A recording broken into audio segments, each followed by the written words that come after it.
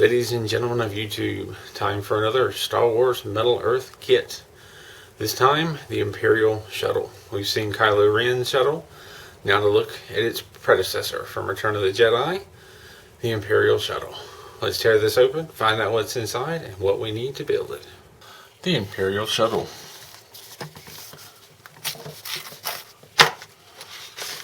Instructions. And 2 metal sheets. And it appears that we just have the one set of instructions. And as usual, we start off with a little line drawing of the kit, information about insertion holes and tabs and slots and folds. A little tidbit they put on every one: needle nose pliers are helpful for assembly, and they certainly are. And then we have our little key or legend. On the directions, when you see a blue circle, that means to fold the tab over. When you see a green triangle, that means to twist the tab. And a little bit more about the pulling and twisting of tabs. Down here at the bottom, we have a layout of the 2 sheets so that we know what parts are what. They're numbered. Now, there are some pieces that are colored. And what they do is sometimes you have duplicate pieces, especially when you have the same parts on both sides, like engines or guns. And rather than label each individual piece, which on some of the instructions, I mean, this isn't a lot of numbers, but it can get really crowded if you have a lot of parts. They just label one, for instance 23 here. It's a blue odd shaped piece. There's another blue piece here. This one's not numbered. So it allows you to find similarly shaped pieces easily without having to overcrowd with numbers. They've done this sort of thing for a while, but at first they did not color code coordinate the different pieces. It was just all plain and sometimes very difficult to find. When we open the instructions, this is page 1 on the front.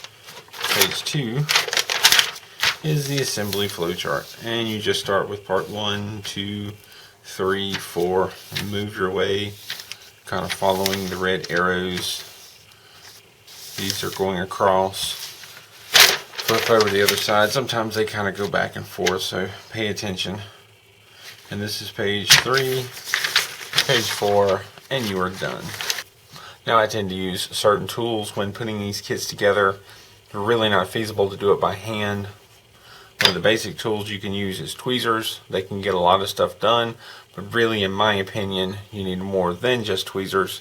I have picked up the Fascinations toolkit set that has clippers, which are great for getting parts off of the metal sheets, for clipping them off. Long needle nose pliers, which are great for grabbing long pieces and folding, reaching into small areas. Flat nose pliers that are good for even bends, and a good tool assortment. Don't have to get the Fascinations kit. You can pick up other versions of these independently. I will say I've had a hard time finding clippers that are properly sized for these kits. A few other tools that often come into play are these locking clamps. They're long and thin, good for getting into areas. They lock, so you can put a part in them and hold on small parts while trying to work them into place. We have these round nose pliers. Sometimes I mistakenly call them ring nose. They're ring pliers for bending and coiling rings, but they come in very handy for making shapes, curves, and such. And then I tend to use on occasion these kind of dental picks for getting into small areas and pulling and pushing tabs in areas that have been too far. I have an assortment of dowel rods. I can see me needing to use some of the larger ones in this kit. And then I have step mandrels, good for making circles, and an inexpensive drill bit set, also good for making small circles. There's a lot of different things you can use. We've got our instructions, we've got our sheets, we've got our tools. Let's get started.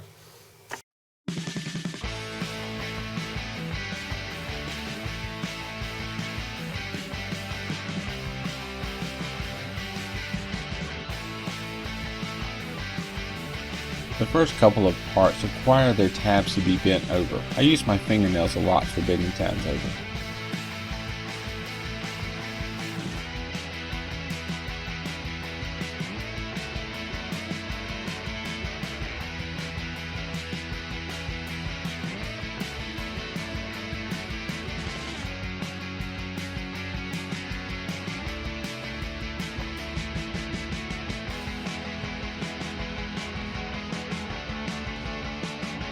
Part 2 and 3 were caved in a little from holding pressure on them to secure the tabs.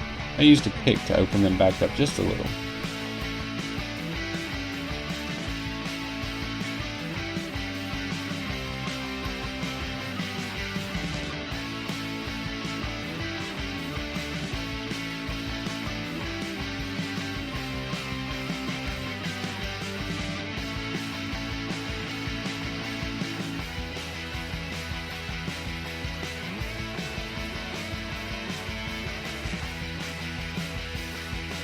Since the sides of this part are at an angle, I bent all the tabs to point in the same direction. This helps them to line up with the slots on the next part.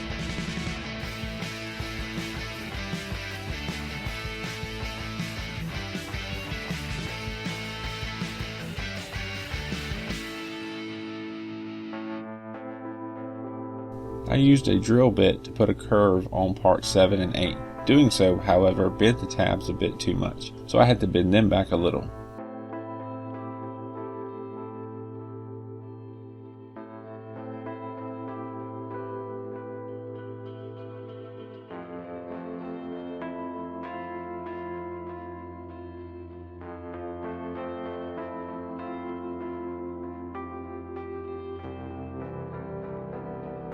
One side of the two parts 10 is long and thin. I carefully went back and forth along the side and bent just a little at a time until it was bent over.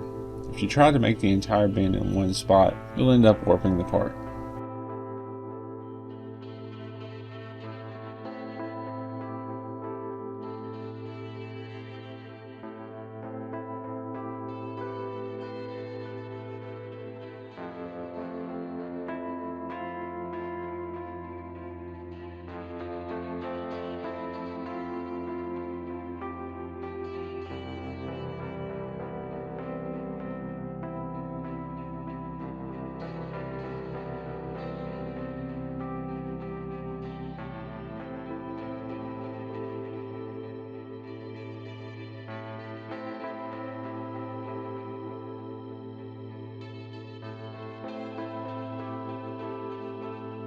Part 13 has two long thin sides to bend down, and I did not feel like I could get the needle nose pliers in there without damaging the end curved pieces. I slowly bent the two long sides over a little at a time.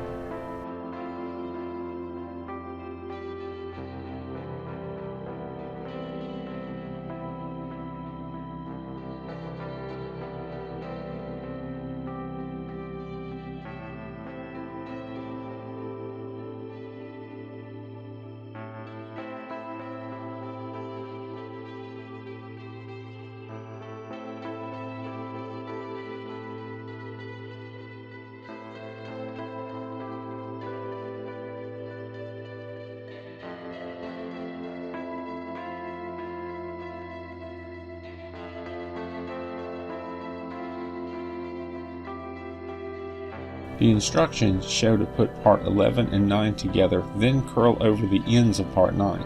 I decided to curve them first, then put it together.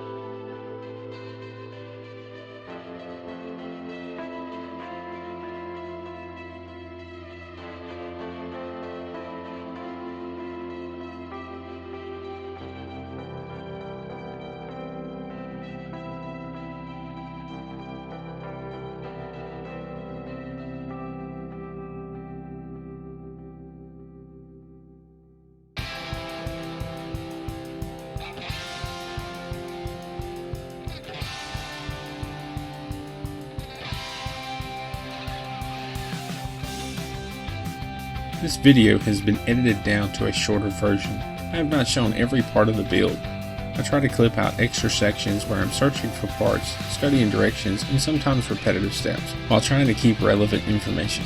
I clip parts where I have to try and adjust the parts several times to make them fit, twist tabs again because I didn't twist them tight enough, etc., etc. It may look like this kit come together easier than it did, but there was a lot of bending and adjusting of parts and tabs to make things fit.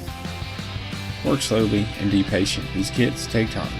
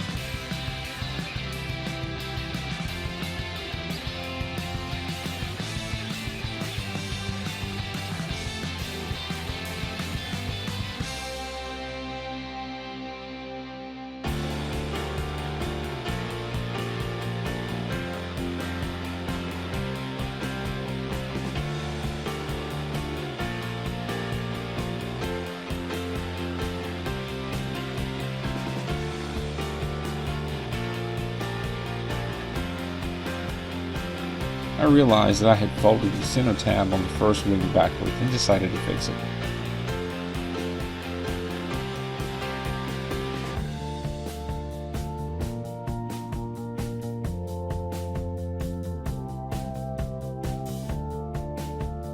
Lucky for me, I had a scrap piece of large dowel rod where I had recently made a coffee mug tree. It was just about the exact size I needed.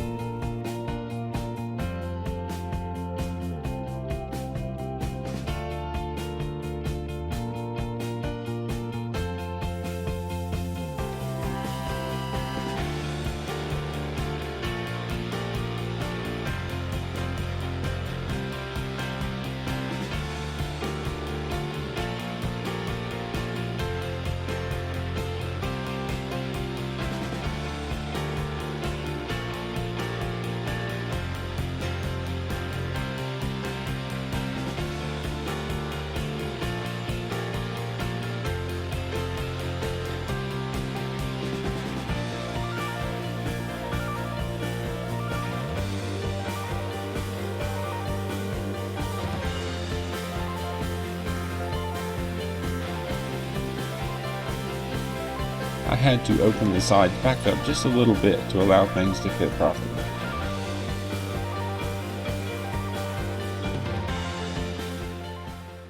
The Imperial Shuttle. This kit came together a lot faster than I expected. It has a lot of big parts, so it makes sense that there's not a lot to do. There's not a whole lot of detail. It doesn't look bad, it looks great. But there aren't a lot of different guns and a lot of different little tiny parts and extra pieces and whatnot that there's been with a lot of the other kits. This is a good one to start with. If you're wanting to get into the Star Wars kits, Millennium Falcon is a pretty good one. That's where I started. This is also a very good one to start with. There's not a lot of shaping going on. There's a couple of circular parts, there's a couple of curved parts, but it's really lightweight on the difficulty. In the end, it looks great. Glad to add it to my collection as always. And that leaves me with just one more Star Wars kit to do, provided they don't come out with more between now and then. And as always, if you have any questions or comments, please leave them down below. Thank you for watching. Stay tuned for more and keep on keeping on.